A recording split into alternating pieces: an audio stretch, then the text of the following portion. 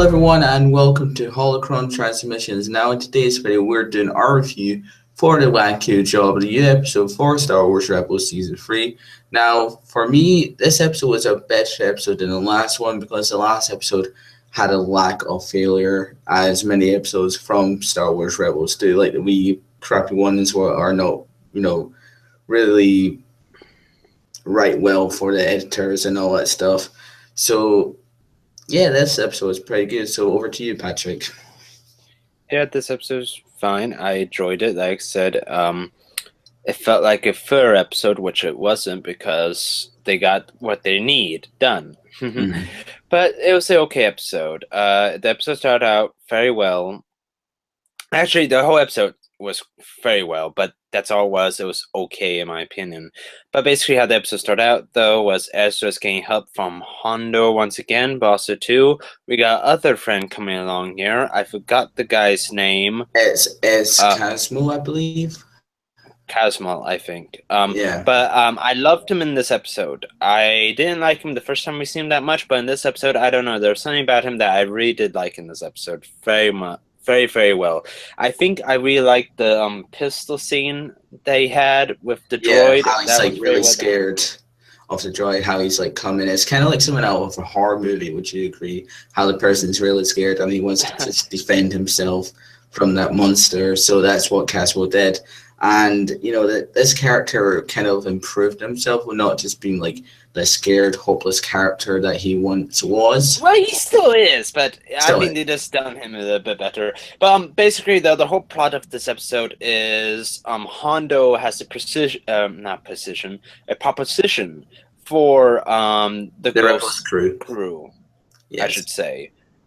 Basically, if they help him get treasure and whatnot from this abandoned Imperial ship or cargo hold ship, they get their half. Then they get their half, which is proton bombs. Proton bombs. Thank you, proton bombs. So they help with Hondo, and they learn that Hondo was trying to do this before, but it failed and whatnot. That's why one of his other crewmates that he made along in one of their episodes was abandoned on the ship. Yes, and this kind of failed like the mark because, Hondo is Hondo. If you trust Hondo, you're kind of screwed.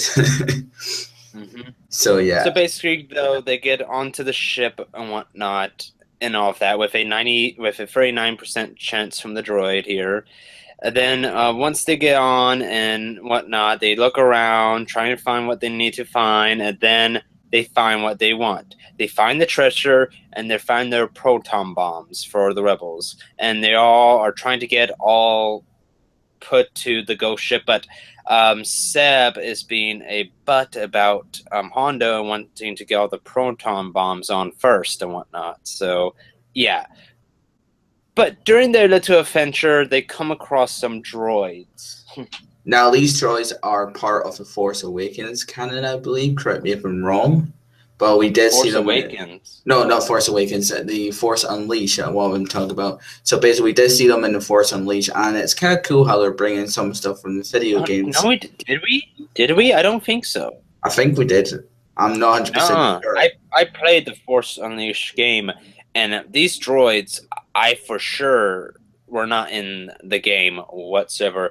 Now, literally though, we thought these droids were going to be like the Dark Troopers or something like that, like the Stormtrooper battle droids that was in Legends. But basically, though, these come along and whatnot, and like it was mentioned with that blaster scene, after that happened, more of them came along because that's how they're programmed. If one of them gets shot down, all of them gets turned on, because this is basically a safety mechanism device.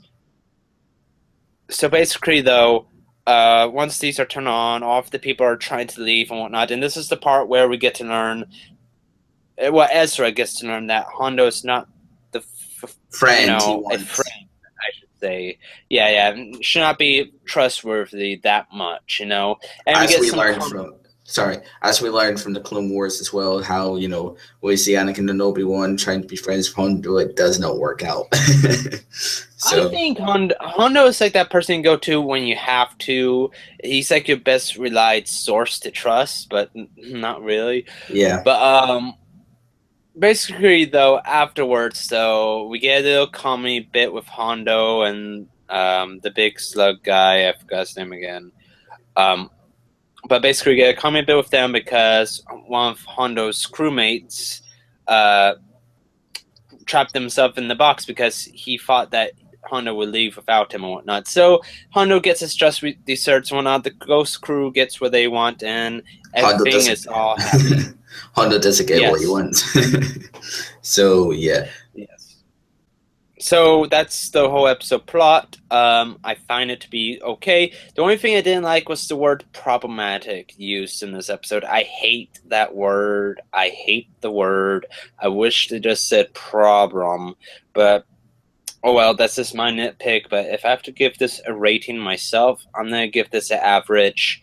I think I'm gonna go with 7 out of 10. An average 7 or average 6 out of 10 for me.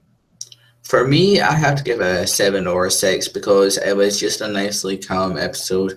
I mean, yes, we did see some action, and it was probably one of the better episodes than the last episode. Oh yeah, I agree. Better than the last episode for sure, But I still feel like though this is not what I want to see though from season 3. You promised me Thrawn. Exactly. You promised me something darker. And I want to see blood on the dance floor. I want to get rid of this comedy shtick and get more serious with this plot. Once you bring in Thrawn, you have to get on the ball. And that's the problem with Rebels, is they never get on the ball. And we've said this before with each season.